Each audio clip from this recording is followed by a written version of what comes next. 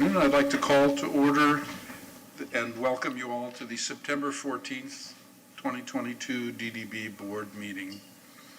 I'd like to ask that everyone silence your telephones and that you cease any private conversations at this time.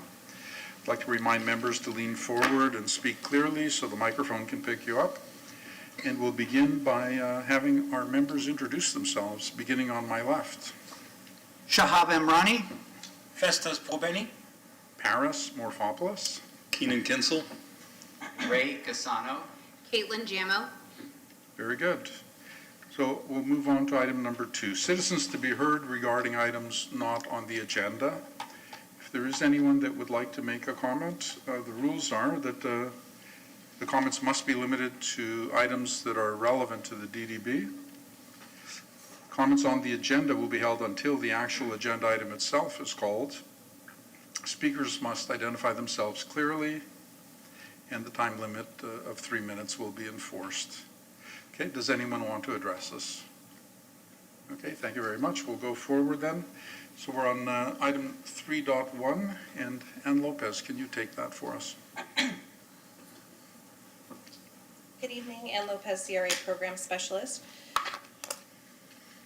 Your first item on the agenda today is your final public millage hearing and the adoption of Resolution 22-02 in accordance with Chapter 200 of the Florida State Statutes, which defines the requirements for the determination of millage and the rules governing truth and millage. Trim compliance. The Downtown Development Board must hold 2 public hearings to adopt a final millage rate for the new fiscal year. The adoption of this resolution is to establish a millage rate, which is an integral part of fulfilling these requirements. The DDB set a tentative millage of 0.9700 mils at the July 6, 2022 meeting, which is the rate that appeared on the trim bill notice that was mailed to taxpayers in August. Resolution 22-02 is presented to adopt the millage rate of 0.97 mils to support the operating budget for the 2022-2023 fiscal year. Any questions? Any questions from the board? No. Very good. Any citizen comments? All right. I'm looking for a motion regarding the adoption of Resolution 22-02.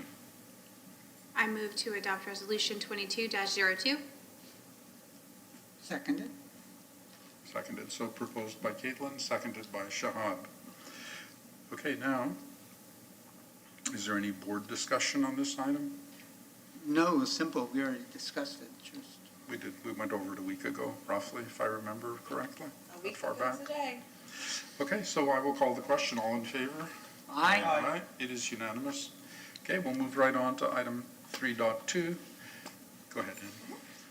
Final public budget hearing and adoption of Resolution 22-03 in accordance with Chapter 200 of the Florida State Statute, which defines the requirements for the determination of millage and the rules governing the truth and millage. The Downtown Development Board must hold 2 public hearings to adopt a final millage rate and budget for a new fiscal year. The adoption of this resolution is to adopt your budget. The DDB approved a preliminary budget at the August 3rd, 2022 meeting, which outlined the proposed estimates of revenues and expenditures planned for the 2022-2023 fiscal year. Any questions? Are there any questions? Okay, are there any citizen comments? All right, then I'm looking for a motion regarding the adoption of this resolution. Anyone? Waiting for Caitlin to say adopt. I move to adopt Resolution 22-03. And I'll second it. Not sure who seconded that first. Who was first at second? Okay, so it's proposed by Caitlin, seconded by Shahab. Okay, now do we have any discussion from the board on this item? Very good. All in favor? Aye. Aye. Passes unanimously. All right, thank you, Em. Okay, so now we're moving on to special event funding. For those of you that are going to be making presentations, please be aware that there's a 5-minute limit for a presentation, and questions from the members follow the presentation so that we don't cut into the time of presenters. We'll move on to item 3.3 at this time. Howard, would you take the lead on that? Good evening, Howard Smith, Business Assistant Administrator for the Community Development Agency. And let me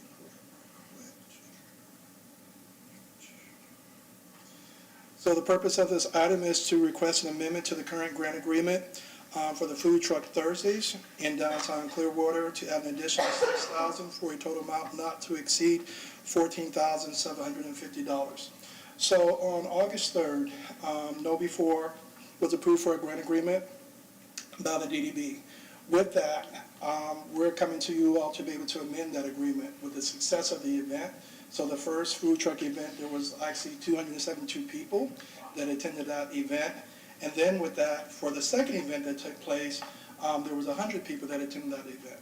But due to the rain, it had to be switched to the location. So to kind of keep up with the demand and make sure that when people come out and attend it, we want to add an additional food truck with also having a dessert truck. So there will be 2 food trucks at each of the remaining events, which there are still 4 left, in addition to having a dessert truck, which could be Kona Ice or it could be an ice cream truck, something like that. And we want to make sure that when people come down to Station Square Park to be able to be engaged for the event, we're able to make sure that we're able to meet their needs and then they can be able to get the food in a timely manner. So with that, we want to change it, in front of you, you guys have the highlighted section for the agreement. So for the amended parts of the agreement, we want to amend the amount of funding. So basically moving up from $8,750 for the first whereas clause to change that to $14,750, and then also amend the amount not to exceed a payment of $14,750. So tonight I do have the staff members for KNOW if you had any questions that you wanted to ask them. But on that note, I will need you to amend the agreement, which would Hold on one sec. Let's listen to Elise If you first. approve it, will not be approving an amendment to the agreement. It will be approving an increase to the grant. That's what you all do, and then the agreement is the result of that motion. So there would automatically be an amendment. So you would be approving an increase to the grant. Okay. I'm sorry, I should have caught that earlier. So when we ask for a motion on this, keep that in mind, that we're increasing the Caitlin, that amount was of the tough. grant. He was Yeah, that's right. Okay. So if you have any I questions. don't have any questions. Does anyone else have any questions? Yes, I do. I was just curious, I don't recall, was this is for 7 months, so it'll happen every other week, no fail. That will happen once a month, and it happens on different Thursdays for a period of 6 months. We add an additional 30 days in the event if there is a rain or an event needs to be scheduled, they have an additional month to be able to have I had to misunderstand that. it. Okay, So that's the thank you. 7-month time frame. Yeah, okay. Very good. Any other questions? All right. Are there any citizen comments on this? Okay. Keeping in mind the change or the wording. Caitlin, do we have a motion? Sure, we have a motion to increase the grant amount by $6,000. I second the amendment. It's not an amendment, it's a motion. Oh, that's I right. second the motion. Motion to amend. That's right. I second Okay. the motion to amend. Okay, is there any board discussion on this item? Okay, all in favor? Aye. Thank you. Yes, very good. Thank you, and thank you to KNOW for putting on this event. And Yes. we appreciate it. Okay, now, let's move on to the funding request for the Intercultural Advocacy Institute and the Hispanic Outreach Center's Dia de los Muertos. That sounds like the Day of the Dead, if my Spanish lingo is up to par. Yes, Eric Santiago, CRA, Public Relations and Programs Manager. I'm here to introduce the Intercultural Advocacy Institute's Hispanic Outreach Center's Dia de los Muertos event on October 28th. This is a grant for $6,400. The HOC will celebrate Dia de los Muertos, the Day of the Dead, a holiday celebrated throughout Latin America where people who have lost a loved one celebrate life after death. This event will celebrate Latin culture, diversity, with traditional decorations, music, dance, and food. This free event will take place in Station Square Park from 5 p.m. to 8:30 p.m. With an estimated attendance of about 250 people. The event itself will be contained within Station Square Park and will also feature, in addition to music, DJs, a movie showing of Coco. I have from the HOC, Vicky Oblano, who can provide more information about the event. Okay.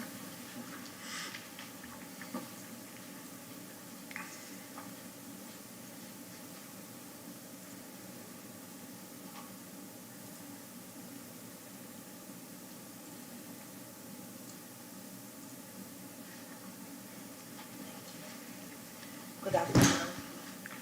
Thank you for having us again. Mhm. Vicky Sosa, Vicky Obando, I'm a family coordinator of the Hispanic Outreach Center, and I would like you to see, well, we're planning to have a nice celebration of the Day of the Dead, or Dia de los Muertos in Spanish. So this is a community event that we're gonna have, and you can. So what we plan is to gather the community and celebrate how we in Latin America celebrate the Day of the Dead. El Día de los Muertos is a special event that we celebrate the life after death. How we celebrate in Latin America is a kind of different from which is America, and I would like to share the whole culture, how we do. We normally, well, we're gonna start doing it at the same place that we did our event last year, Dinner with Santa. And we love this location because it's very safe for the families. The kids are going to be in the back part. We changed a little bit our plan this time to keep the kids inside instead of on the street. So we're going to keep the whole event inside of this Station Square. This plan has been changed. I just want to clarify that. What we're going to do is decorate the tables the way that we decorate in Latin America. And we're going to focus this time as Mexico celebration. She is from... I'm from Mexico. I'm from Cancun. So in Cancun we have have a static tradition. So we have very influence for many states. So the purpose of the Day of the Dead, is to honor family members who passed away with offerings such as food, drink, items of personal importance, and anything else they may enjoy in the other side. The most important part in the event is the colorful elements, like flowers. We're going to have like decoration, the sugar school. We're going to decorate with the traditional food, with traditional toys sometimes for the kids. And usually it's very colorful. If you can see the images, you can see the papers, colors everywhere, the very elements, very colorful. Candles is very important for the process. Yeah, and this is very important because the families that are living here in America, they don't see this often. They didn't go to their countries for years. And what we want to do is try to bring a little culture and share this culture with American culture too. Yeah, other part very important is to see the death like a celebration, like a party. Not as sad that it is. We're going to decorate the stage with a backdrop to make pictures. We're going to have mariachi, music, dance, and also contest. We're going to have the contest of we're going to show the movie, but we're going to have the contest for color, the Katrinas contest. The Katrinas and the Frida Kahlo contest too. Yeah, that's Vicky, and she painted her face back in Mexico. So we're going to have the contest for the Katrinas as well as Frida Kahlo. So we're going to give some awards for the participants that win this event. So what we want to do is make the families enjoy, gather people in Clearwater downtown, and the other businesses around, they can benefit after the event, having the dinner and make a little bit move the economy for the Clearwater location. Excellent, thank you. I think it's a real opportunity for us for the DDB to be involved in diverse events and to bring the Hispanic community and activate them in our downtown. I think that's great.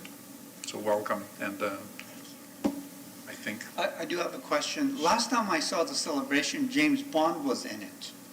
Oh. You have James Bond coming. I will ask him. It was in a big movie.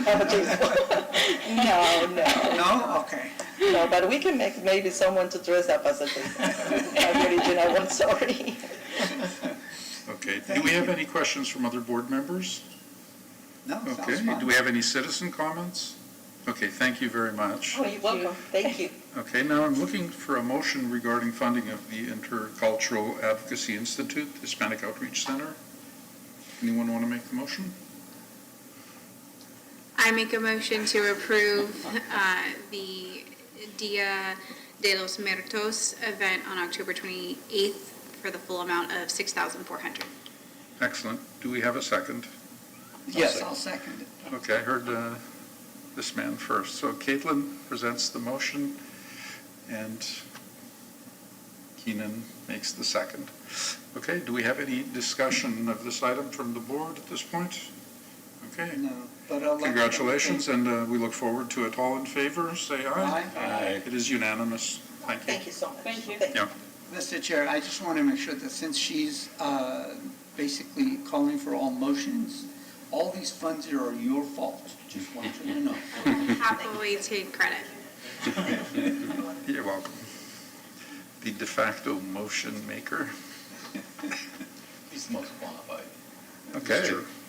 Let's go on to the next item, 3.5, and Eric's going to take that one for us.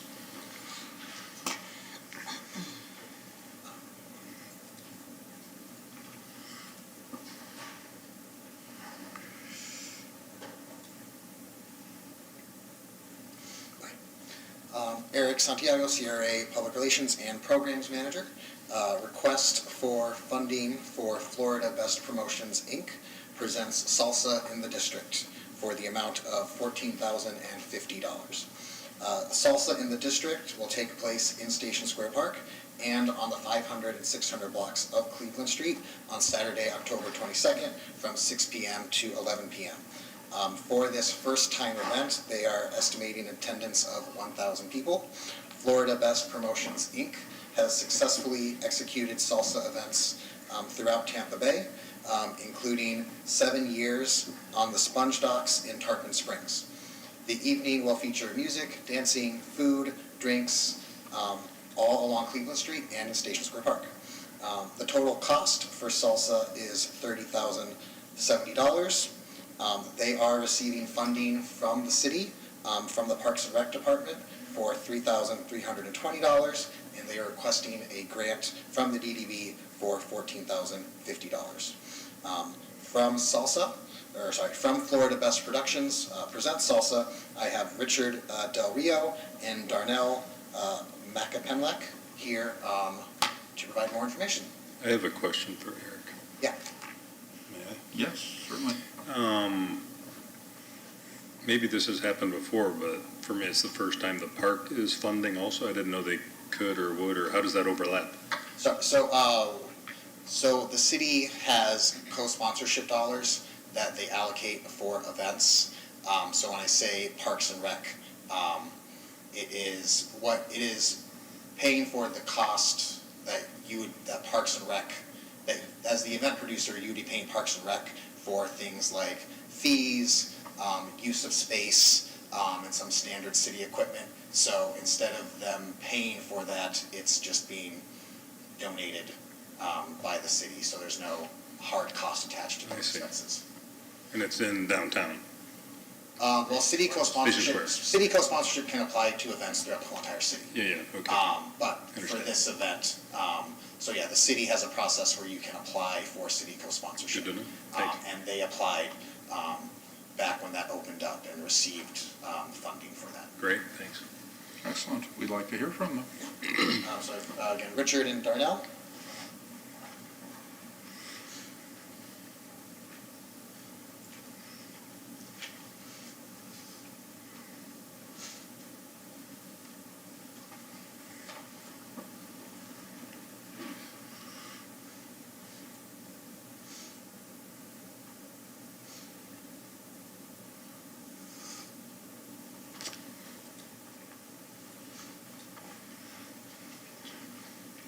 my name is Richard Del Rio with Florida Best Promotions, Inc., and we are partnered with Darnell McAfinlack, I'm part of RevPro Events and Entertainment.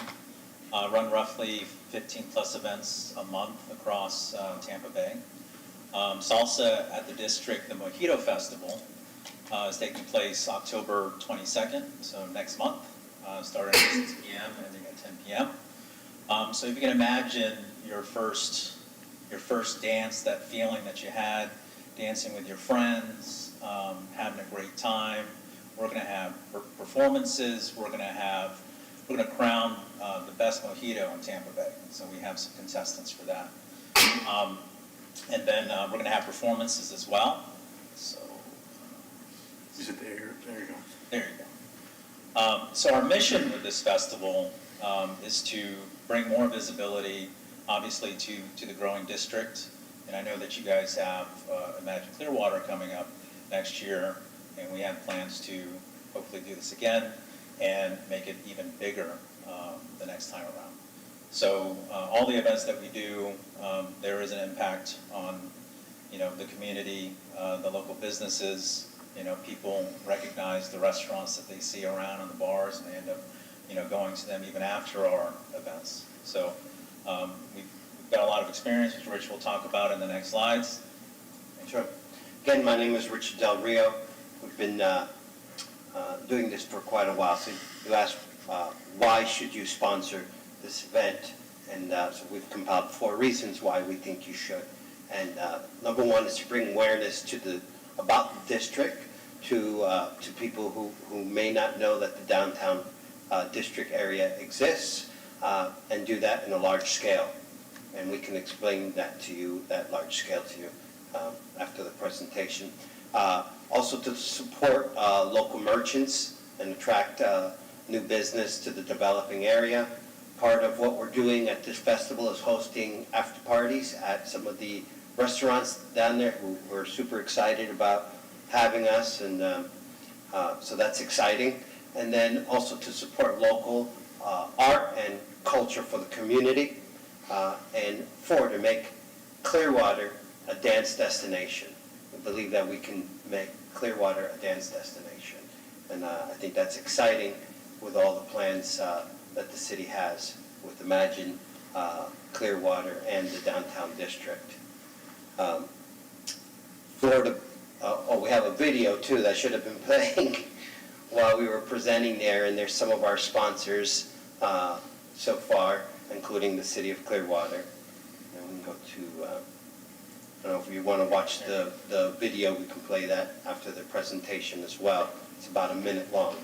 But Florida Best Promotions has been doing salsa events in the area for close to a decade, and successfully. Over time, we have amassed a following of over 10,000 people.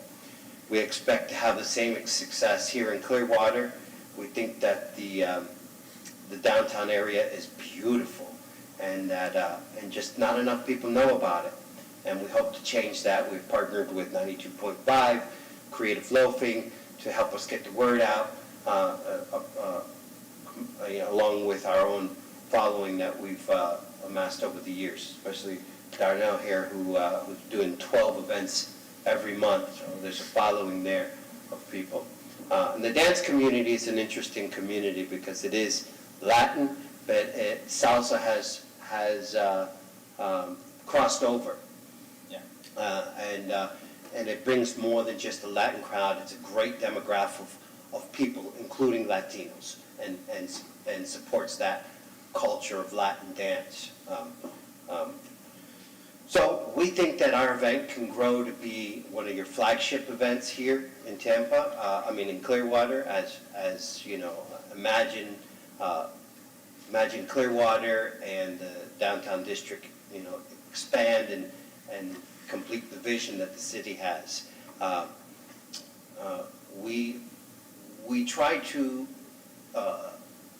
we use a principle when we are creating our events, and the principle is on there. And Maya Angelou said it best. She said that people will forget what you do for them. People will forget what you say to them. But people will never forget how you make them feel. And we plan, with your help, to really create a great experience. Very good. Thank you. Thank you. Do we have any questions from the board? I have one. Go ahead, Keenan. Out of curiosity, I mean, I think it's great, but how did you hear about the district and our DDB? We were told about the DDB from Parks and Recreation. Nice. Good. I think it's a very interesting concept, and one that could, as you suggest, could grow into something bigger and that happens every year. And so I'm very curious to see how this unfolds. Again, we need more experienced people like yourselves bringing opportunities like this to us. So I'm grateful for your presentation. And with that, are there any other questions? Yeah, I'm looking for a motion regarding this item. Oh, Citizens. I'm sorry, I left out a line. Are there any citizen comments? Okay, very good. So do we have a motion regarding funding for this event? I'm going to make a motion. Going out on Balance a the limb flows here. To approve item 3.5, the Florida Best Promotions for $14,050. Very good. Do we have a second? Okay, Ray. So it's proposed by Keenan, seconded by Ray. And is there any discussion from the board? Okay, all in favor? Aye. Congratulations, you've been awarded. Thank you so much. Thank you very much. Good luck with it. Okay, so now we're moving on to 3.6, the Florida Penguins production. Bottoms up.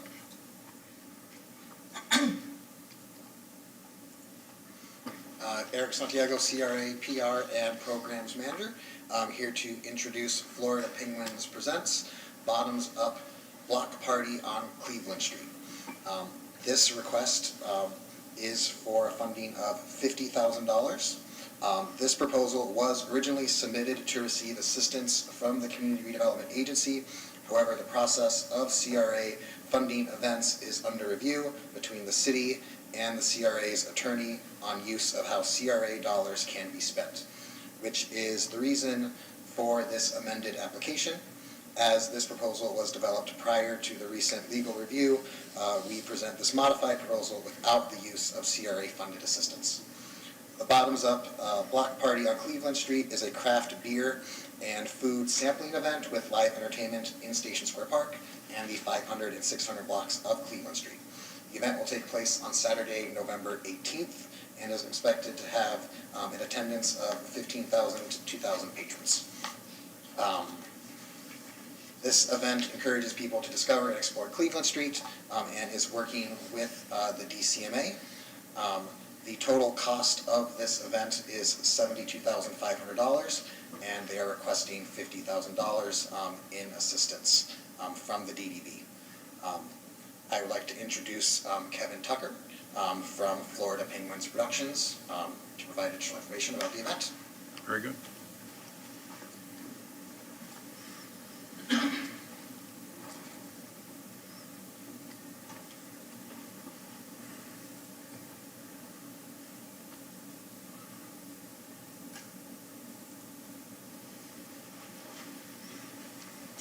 Hello everybody, my name is Kevin Tucker, Event Director for Florida Penguin Productions. Thank you for seeing me today. We are here to bring our beer events to Clearwater, downtown Clearwater. We host a lot of different festivals across the Tampa Bay area, and our most successful ones are beer and burger festivals. And I thought that would be the best type of event to bring and introduce to downtown Clearwater. We're very excited about this one because we normally take a food truck take with all of our food that is offered at the event. For this event, we specifically want to work with the Downtown Merchants Association to get the restaurants more involved. We met with them this morning at their board meeting as well to talk to a lot of the different restaurants that were in attendance. And I also met with Sheila. We had a phone conference just before this meeting. And they've also decided, at least Sheila says, that they will benefit from the event for all the beer sales as well. They'll pull the beer permit for us. So it'll also be a fundraising event for the Merchants Association. We do have a goal of reaching 1,500 to 2,000 people, not 15,000.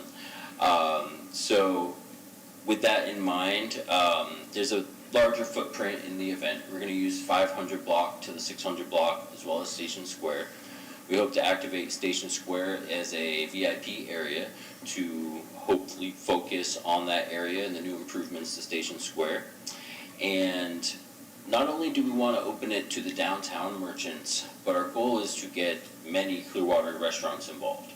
Hopefully we can have enough food in the event through restaurants alone to where the food trucks don't have to take from the different restaurants and their business. That's been a very big focus as we talk to the Merchants Association that they're having tough times. So we are going to approach it in that manner and see what we can do with just the restaurants. A lot of them are very excited, even the ones that aren't right there on Cleveland Street. They want to get involved, get their name out there. Part of the proposal does include the DBB purchasing the spaces for those restaurants, so they don't have to pay a thing to come and get involved with the event. They'll be able to set up their booth, offer their samples, and even take orders, so that way people, instead of waiting in line in a food truck, they can take their orders directly from the restaurants on the strip. Beyond that, the advertising for the event is going to be focused within a 10-mile radius of Cleveland Street. That's going to be my main target for it. We will go expand it beyond that. We have a very large audience we've developed over the last 10 years. We have about 25,000 patrons that pay to come to our events each year. They're all on our email lists. We do hope to bring more of the local people to the downtown strip to see how it's been changing and how it's evolving. With Imagine Clearwater, Coachman Park coming up, we really hope that an event of this size will put a focus back on downtown and bring people like myself. I hadn't been to downtown in a long time. I had no clue the changes that were made since COVID. So we really hope to include that in our marketing message to get people to come down, see what downtown is like, check out the restaurants, all the amazing menus that they have, and all the improvements that they've made. And we want to use our event to just bring more economic development to downtown. So that is our hope. Great, thank you. Kevin, I have one question maybe you could elaborate on a little bit, and that is, can you tell us a little bit more about your marketing of this event to get it broadly known? I know you mentioned you have 25,000 people in your Absolutely. on your list. Do you have other social media marketing you plan to do, or broader marketing? What are your plans there? I am the marketing director for Florida Penguin Productions, and for this event in the budget, I'm not sure if you have the Exhibit B, social media, a lot of our advertising is done in-house. I manage all of our social media. We create all of our own content, flyers, everything. We utilize Facebook as the primary HUD of the entire event. It's the event page, it's where the ticket page is, it's all connected through Eventbrite. Mm-hmm. We utilize Facebook, Eventbrite, Instagram. All of that has paid advertisement options as well. We have a very large organic reach, but we're going to pump money into that as well. I believe I have $4,000 alone just in the social media ads that we're going to put out there to put a focus on this. And again, that message is going to include, come check out downtown, what's happening on Cleveland Street. We're also going to utilize radio ads. Currently speaking with Beasley, we have about 105 spots. Trying to negotiate with them to get that up closer to 150 spots. And we're going to utilize Beasley for our radio on site as well. We have somewhere. I have their afternoon DJ that is on Monday through Friday. They're going to come out and host the event and MC it on stage for the Shark 98.7. So that will definitely help out as well. And print media. I like grassroots marketing. I like flyering. I like going out to the businesses. Sheila loved that as well with the Merchants Association. She wants to tag team this, get the flyers out there to people, show them what's happening. We have a beautiful flyer. This is a preliminary flyer. You know, we still haven't gotten approval from you guys yet. But I love the direction it's going, and getting this up in people's faces, I think they're going to be very interested to come out and try this event. The beer samples at the event, it will be free and open to the public for anybody to come out, so we don't restrict the restaurants, but they will have to purchase a $10 wristband for all the craft beer samples. In our other events, we can get anywhere from 20 to 40 different craft beer samples at 3 ounces a sample. That can end up being like 10 full beers if you try all of them. So we want to make sure we limit that a little bit, you know. And the sampling will likely be limited to the first few hours of the event as well. The craft brewers can't last 6 hours of straight sampling without running out, so that will also limit that too. Very good. Flyer says November 19th, but I think it says, you said it's 18th? Should be the 19th, Saturday, Okay, I believe. so, well, in here it says project take place on 18th. Okay, correct. It's Saturday.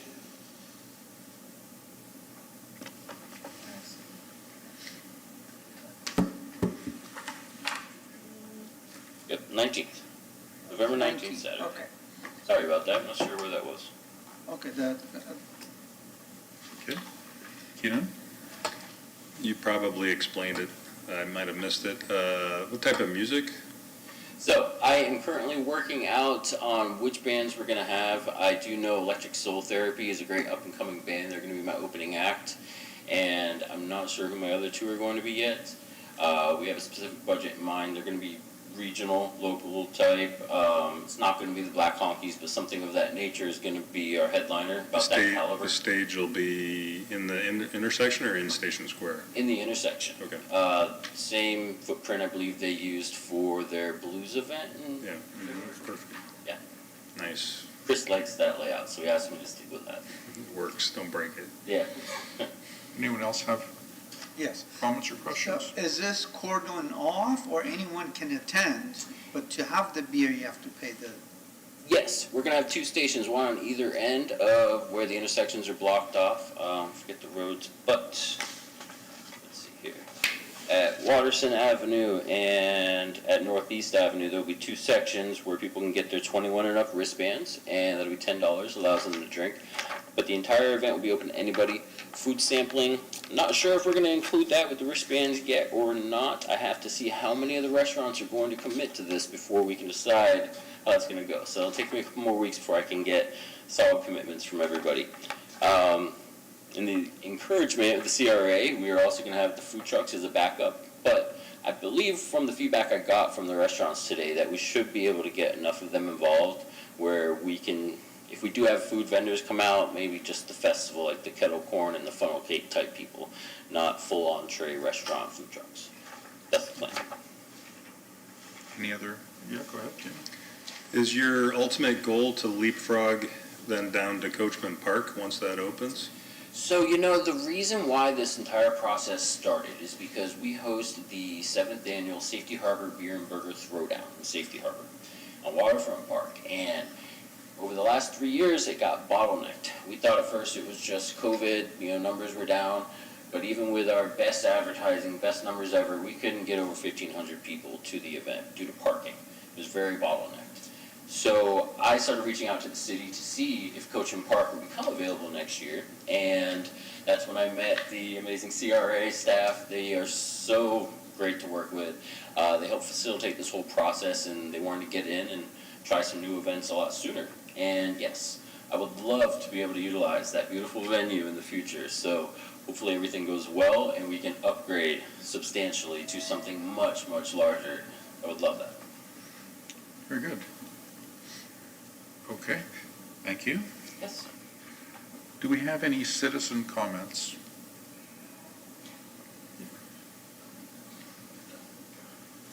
Technicality. As part of this request, we are requesting $10,000 of funding upfront to cover some of the marketing and city fees. So that would not be on a reimbursement basis. The rest of the grant would be. So just wanted to make sure we had that. Still a total of 50, but Still a total of 50, 10 yes. in advance, okay. Thank you. Okay. Any citizen comments? No? Okay, so I'm looking for a motion regarding this item. Someone want to make a motion?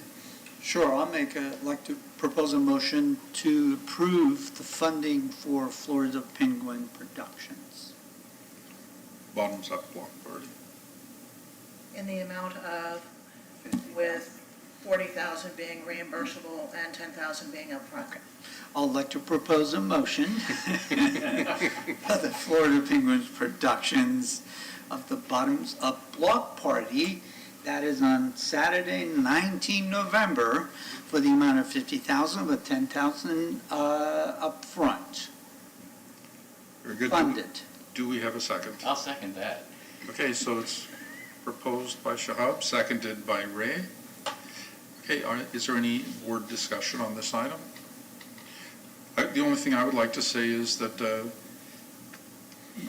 it's an exciting time for us to be able to, start thinking ahead for the new year and for the arrival of the Imagine Clearwater and the opening of the park. I can't wait. The pandemic is ending and it's time to get people out in downtown again. And so I'm hoping this leads to a long-standing partnership with you guys. I wish you much success in this project. Thank you. Great. All in I would favor? have a Go ahead. comment. I mean, I like the idea, I like the concept, but I just kind of want to put out the thoughts I'm having are, as the park explodes with growth and success and all that's going to come because it's waterfront, I mean, I also think our job is, it's fine this year because we have a surplus and whatnot, but if we're going to be getting asks for funding people that are going to then leapfrog into the park, which is natural, I would do the same exact thing. We also have to be cognizant that we're funding properties all the way through the gateway, right? So I'm just, not that it affects this particular ask, but we're going to get more and more asks to fund projects that are going to end up in Coachman Park is what I'm thinking. Well, in the past, going back many years, we used to have a tremendous number of requests for significant amounts of money for Coachman Park events. And then the board, over time, started saying, no, we need some kind of footprint in our downtown or a greater link to the downtown so that it actually benefits our businesses downtown. So whatever you can do, keep that in mind. That will work in your favor on future requests. We would love to be able to get involved with the Gateway project all the way down Gulf to Bay and do anything that we can. We do events all over the place, and the reason we need funding for this is because of the state that downtown Clearwater is in with the construction. I have sponsors, majority of my events are fully funded through sponsorships and advertising, so this is new to me. So in the future, hopefully my sponsors can see something amazing this fall, and they will be on board next year. Excellent. Okay, is there any other discussion? Okay, I'm going to call for a vote. All in favor? Aye. It is unanimous. Thank you so much, everybody. Looking forward to it. Okay, we're moving on to item 4.1, old business, CRA update.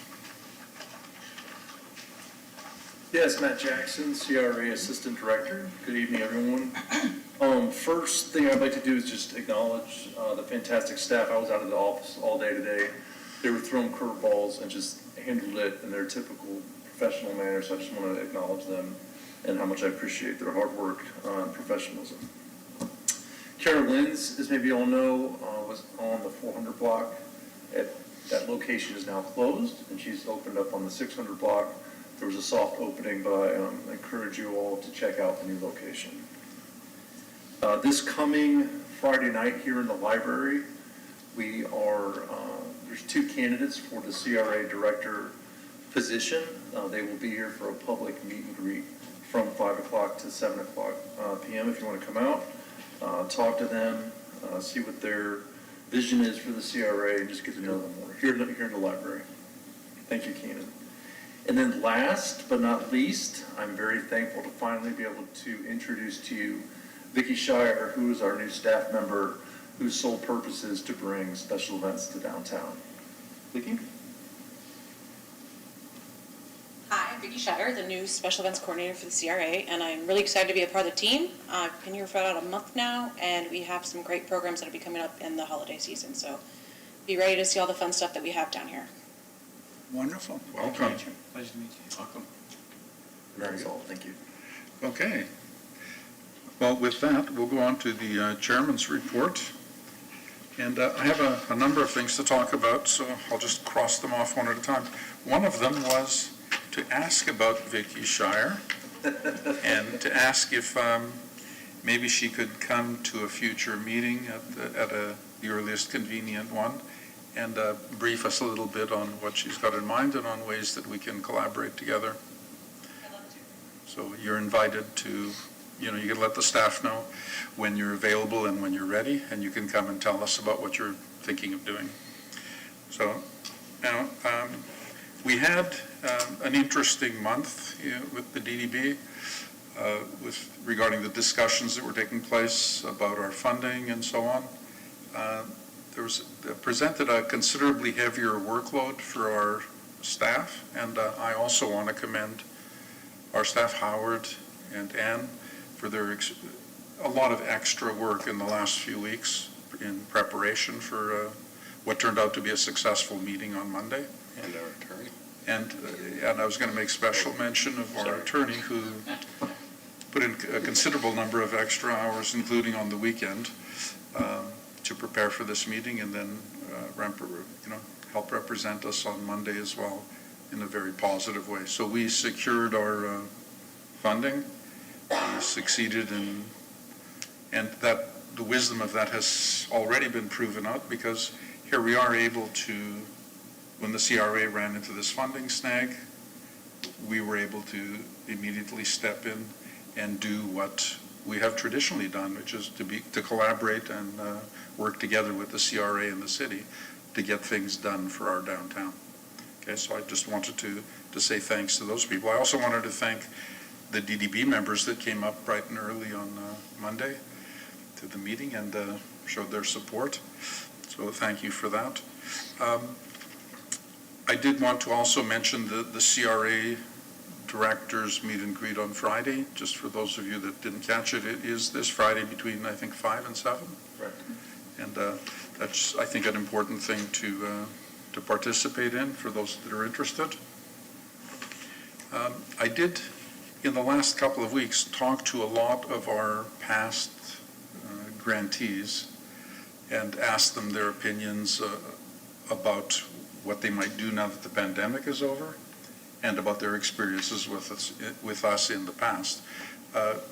Most of those responses, well, all of them actually, were very favorable, and everyone is showing significant interest in coming and doing something exciting as the pandemic goes away and as Imagine Clearwater comes up. So the mayor on Monday indicated his interest in having a series of really bang up events to fire up the introduction of Imagine Clearwater.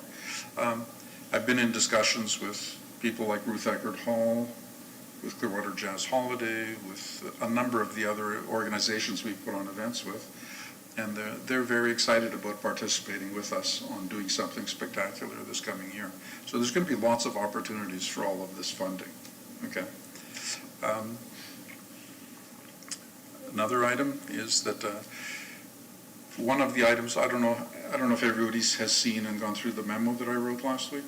One of the issues was the DCMA's funding, and I have spoken to Scott, Carolyn, and Sheila at different times in the last week, and offered some advice and some help in having them be able to process their funding and get paid for the past year. And I don't think we'll have any real issues in handling that and getting all that sorted out by the end of this year, which is in about 2 weeks. Okay. Next item, I was, in addition to hearing from Vicki, now that Chris Cook has his new position and has been at it for a little while, I would like to ask if at a time that's convenient for him, if he could also come and brief us on what he's doing and on ways that we could work together to partner for downtown specific events. I'm sorry, Chris Cook? Perhaps somebody, who knows what his job title is? So Chris Cook now, he's been with the city for years, and he's with the special events department. And now he's moved over to a role where he's overseeing special events and operations from Crest Lake Park west through Coachman Park. So it's a little bit different than overseeing all special events throughout the city. It's more specifically focused as we're bringing more robust programming to downtown, as well as the festival cores that's completed in the downtown gateway, and then of course, the Coachman Park and Magic Clearwater. He's a great guy, and he's put on a number of very successful events over the year, and he's been doing it a long time. He's very good at it, and now he's focused on our area. So I'm really looking forward to hearing what he might have to tell us about what we can do to work with him. There's some other events that are happening. The Market Marie continues on Saturday, September 17th at Court and Myrtle. The Public Art Walk is presented by the Clearwater Arts Alliance on Saturday, September 24th. The Sip and Stroll is also on Saturday, September 24th. Daydreaming, Nikki Butcher's hand-painted photography, that's open through February 24th of next year at the library here, and it's free to the public. Now, there's a couple of more points. This is a long chairman's report here, longer than usual. So I wanted to again state, as I have done on a number of meetings, that we do have funding available in our budget, and I would like to invite groups, businesses, and entities that are out there, volunteers, that have an idea that might help bring people to our downtown and activate our downtown. You are welcome to check with our CRA staff, find out what's available and what we can offer, and they will be happy to work with you to come to us and request funding. Okay, now, one other item that is completely on a different topic is one of the business owners that I spoke to in the last week or two raised a concern about safety. And for restaurant workers that are working late and heading back to their cars very late at night and so on, they were concerned about safety, especially in the blocks that are blocked off.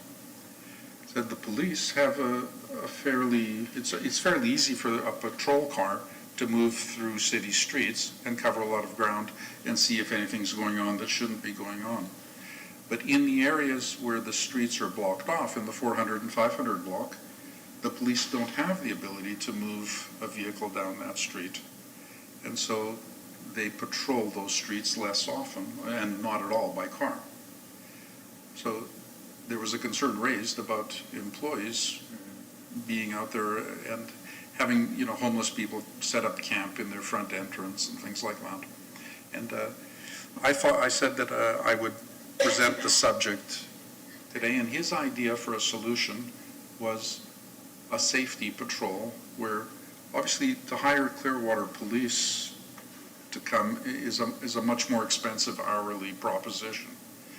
But maybe we could check into, and maybe our staff could make a call or something, what would it take to hire a security company, just as an idea, to patrol for several hours towards the end of the business day for restaurants, like late in the evening, just to do a walkabout, not an armed patrol or anything, but just a presence of, rent-a-cop type security, to walk up and down the street for a couple hours and provide an aura of security for the staff that are trying to go home. So I'd be interested in hearing what that might cost and whether it's something that we might want to entertain, and just see how much interest there is in it. The last thing I wanted to ask about is we had passed a proposal for social media ad buys that we would subsidize if our businesses in the district wanted to spend money on social media advertising, that we would pay for half of it. I've mentioned that plan to several businesses, and they were very excited about it. But I can't, I don't know where to direct them to or what the procedure is for them to receive that money. Do we have a procedure, and are we ready to start giving that to people? I can ask Eric if we are ready for that, or? Okay, Howard. So last month, we approved the budget line item for $50,000 to be able to allocate for the marketing program. So since that time, what we would do is that we would put together a timeline of what the process will be. We want to make sure that we're able to bring a detailed program to you all as board members that would be able to support the businesses within the DDB districts. So with that, we're going to have to work together and continue to develop that outline to make sure that when we do bring it, and also provide maybe 2 options for you all to review, to actually develop the process. Because at the end of the day, if this is going to be a successful marketing program, we got to make sure that we look at all the avenues to be able to make it successful. And I would probably, well not probably, but also add that maybe Keenan, since this is his area of expertise, may be able to take and work with us to be able to develop it. So when we come back to the next board meeting, we will have a timeline of what it will take to develop that program and bring it to fruition before the end of the year is out. Okay. What I would like to suggest as part of this is whatever you come up with as a proposal, just bring it to us with the idea that we'll discuss it here and modify it as we see fit, because there's some changes that we might want to incorporate. Like we may want, the broad scope of the program is something we've already decided on, but the implementation of it, there's a lot of But that's what I'm ways saying. So go. we want to make sure that we do have a detailed program. So before we actually get to the implementation and the application process, that's what I'm saying, working with Keenan and be able to bring you 2 versions of what the program would look like and that process. Because if it's going to be successful, then we need to make sure that we talk through and work out the kinks before it's actually implemented. What I would probably say the goal would be at the beginning of the year at the latest for implementing it. Okay. So I would think some of the important issues would be, number one, it's got to be very simple. Correct. It's got to have very limited paperwork. Like if they bring us receipts, they get paid. We don't want like large agreements or, intricate paperwork. Right, so Number I 2, mean, I would say keeping it same thing with what we have for the current DDB application, like the first page might be an information page, the second page might be the demographic information, and then in that first page with the information, tell them about what it would cover, and then all the social media feeds and stuff like that. something like that. So, yeah. Because we want to establish that they're qualified for the program in the application. We don't want to be giving money to people that aren't qualified. So we need to determine what those qualifications are. And secondly, we may want to limit it. I don't think that a business that has 1,000 or 2,000 employees needs our $5,000 copay. So maybe we should have, if you, over a certain number of employees, you don't qualify for the program. And see, that's the information that we would need in terms of actually developing the process and looking at who would be a viable candidate versus who would not be. So that's why I say working with Keenan and working out the outline. So if you could come up with as many of those logistical issues as possible so we can discuss them and so we can narrow down what we, to something that's coherent and makes sense. Because I don't think I don't want to just arbitrarily say a number like, no, if it's 50 employees or more, we won't do it. Because then that might eliminate restaurants that have like 55 employees. I don't know enough about that. But that's what we could use some guidance on and some suggestions on what our policy should be, and then we can make a rational policy. Okay? So thank you, Howard. Thank you. Okay, so I've gone on at length. I think that's all I have. So with that, we will go on to final comments. I'll take it. First of all, thank you to the CRA staff. The support that we get from you guys makes it possible for us to basically do this. Without you guys, it's just not going to happen that easily. Having said that, I'd like to thank you for all the work you did on Monday to actually point out that and strengthen your relationship with the city. And thanks to our chair who actually spent, based on the report I read, that's quite a bit of time. Unfortunately, I couldn't attend the meeting.